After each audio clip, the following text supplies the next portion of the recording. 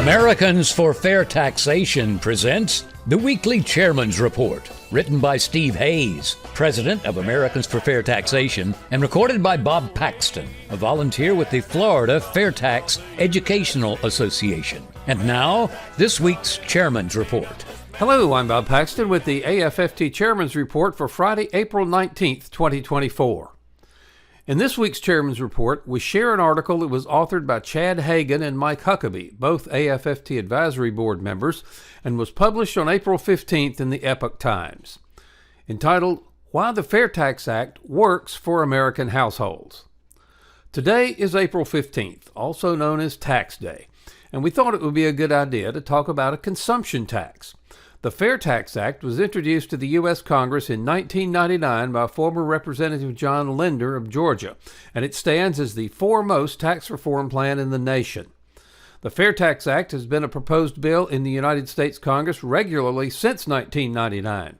It was last proposed as H.R. 25 in January of 2023 by Representative Buddy Carter of Georgia, with co-sponsorship from Representatives Andrew Clyde in Georgia, Jeff Duncan of South Carolina, Kat Cammack of Florida, Scott Perry of Pennsylvania, Bob Good of Virginia, Thomas Massey of Kentucky, Ralph Norman of South Carolina, Bill Posey of Florida, Gary Palmer of Alabama, Jim Banks of Indiana, and Barry Loudermilk of Georgia. This FAIRtax Act imposes a national sales tax on the retail purchase of new goods or services instead of the current income taxes, payroll taxes, and estate and gift taxes. If the FAIRtax becomes law, that means income, payroll, estate, and gift taxes will be erased forever. Now, with the FAIRtax, consumers would pay almost 30 cents plus applicable state and local sales taxes per $1 purchased over the applicable prebate for each consumer. However, this is greatly offset by the fact that no federal taxes would be levied on anyone's earnings. So, how does this affect low and middle income households? The FAIRtax includes a provision for a monthly rebate, commonly referred to as the prebate since it's given in advance, that's allocated to each household according to its family size. This prebate is designed to offset the taxes incurred on goods and services, ensuring that households are not taxed below the poverty threshold. The prebate is delivered monthly, not annually. Now, the FAIRtax isn't about raising or lowering taxes. It's about shifting the point of taxation from what we produce to what we consume. The FAIRtax proposes to replace almost all federal taxes with a 23% national retail sales tax.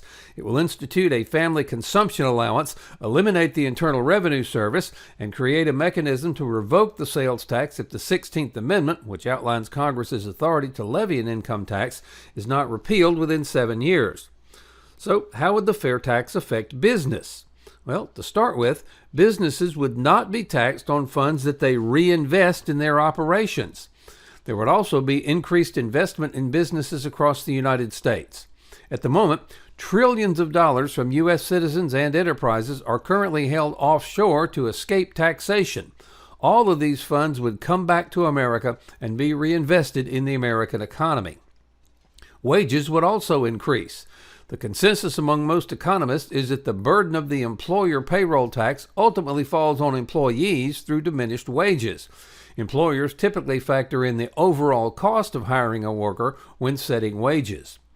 When confronted with extra expenditures like payroll taxes, employers might lower wages to compensate, effectively transferring the tax burden to employees in the shape of reduced pay.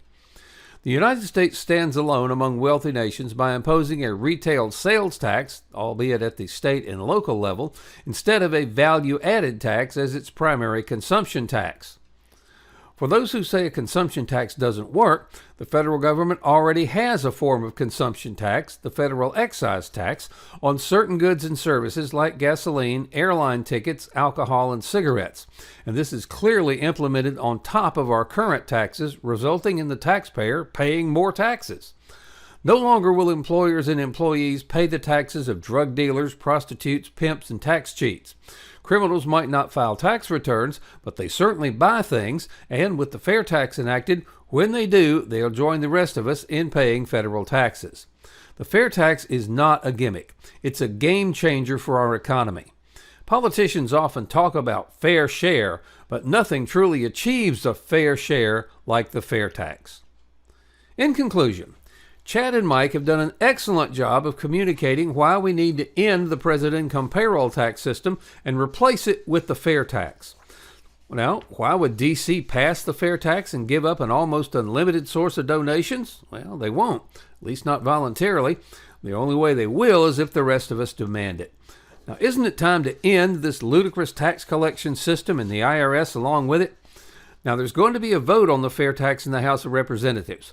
We now have the opportunity to force all members of the House to show where they stand. They can vote for the president income payroll tax system, or they can vote for the fair tax. They can support the corrupt income tax in the IRS, or they can vote to eliminate it. It can't be any simpler than that. They can hide the true cost of their government, or they can pass the fair tax and show everyone the true cost of government on every retail receipt.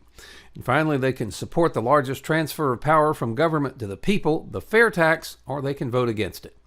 Now, if members think the fair tax needs to be amended to address a problem, then they can propose the change. Don't let them get away with rejecting the entire bill because it has a perceived flaw that can be addressed, and if it really is a real flaw, that can be corrected in the final bill.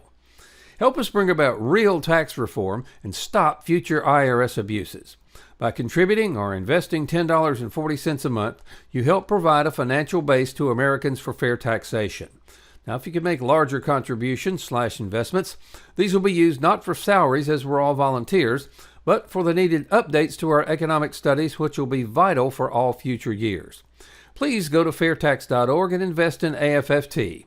Help us pass the fair tax. It's an investment in your and your family's future. This has been the Weekly Chairman's Report, written by Steve Hayes, President of Americans for Fair Taxation.